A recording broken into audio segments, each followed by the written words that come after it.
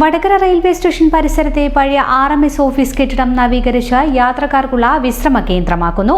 കൂടാതെ റെയിൽവേയുടെ 3 ഓഫീസും ഇവിടെ വരും. കെട്ടിടം നവീകരിക്കുന്ന പ്രവൃത്തി പുരോഗമിക്കുകയാണ്. പഴയ കെട്ടിടമായതിനാൽ ബലപ്പെടുത്തി കട്ടിലയും ജാലകവുമെല്ലാം മാറ്റിക്കഴിഞ്ഞു. ഷീറ്റിട്ട മേൽക്കൂര ഒരുക്കുന്നുണ്ട്. സ്റ്റേഷൻ നവീകരണം കരാറെടുത്ത പെരുമാലിൽ കൺസ്ട്രക്ഷൻസ് തന്നെയാണ് ഈ പ്രവൃത്തിയും ചെയ്യുന്നത്. അമൃത് ഭാരത് പദ്ധതിയിലാണ് കെട്ടിടത്തിന്റെ നവീകരണവും. 1 മാസം കൊണ്ട് പ്രവൃത്തി പൂർത്തിയാകും. 2 AC വിശ്രമ മുറികളും 3 AC ഡോർമെട്രിയും ഇവിടെ ഒരുക്കാനാണ് ധാരണ. നിലവിൽ റെയിൽവേ സ്റ്റേഷൻ കെട്ടിടത്തിൽ ഇത്തരം സൗകര്യങ്ങളില്ല.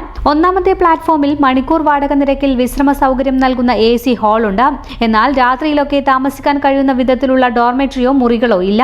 ഈ സൗകര്യം വരുന്നത് യാത്രക്കാർക്ക് ഉപകാരപ്രദമാകും. Railway senior section engineer work, senior section engineer electrical, health വിഭാഗം എന്നിവയുടെ ഓഫീസും ഇവിടെ വരും. ഇതിൽ എഞ്ചിനീയറിംഗ് ഓഫീസുകൾ നിലവിൽ വടകരയിൽ ഇല്ലാത്തതാണ്. ഹെൽത്ത് വിഭാഗം ഇപ്പോൾ പ്രവർത്തിക്കുന്നത് റെയിൽവേയുടെ പഴയ ക്വാർട്ടേഴ്സിലാണ്. റെയിൽവേയുടെ സ്ഥലത്ത് തപാൽ വകുപ്പ് 1982 റെയിൽവേ മെയിൽ സർവീസിന് വേണ്ടി നിർമ്മിച്ചതാണ് ഈ കെട്ടിടം. റെയിൽവേ സ്റ്റേഷനിലേക്കുള്ള പ്രധാന വഴിയുടെ വലതുഭാഗത്ത് ഏറ്റവും കണ്ണായ സ്ഥലത്താണിത്.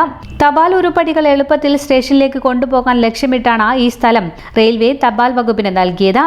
ആരോഗ്യ മേഖലയിൽ ജോലി സ്വന്തമാക്കാം. അതിന് ഫീസ് ഒരു തടസ്സമേ ആകില്ല. ജോബ് ഓറിയന്റഡ് സ്കിൽ കോഴ്സായ നഴ്സിംഗ് അസിസ്റ്റന്റ് പഠിക്കാം. മുഴുവൻ കുട്ടികൾക്കും പ്ലേസ്മെന്റ് കിട്ടിയതുകൊണ്ട് ജോബിന്റെ കാര്യത്തിൽ ഒരു ടെൻഷനും വേണ്ട. കൂടുതൽ വിവരങ്ങൾക്ക് ഇന്ന് തന്നെ കോൺടാക്ട് ചെയ്യൂ.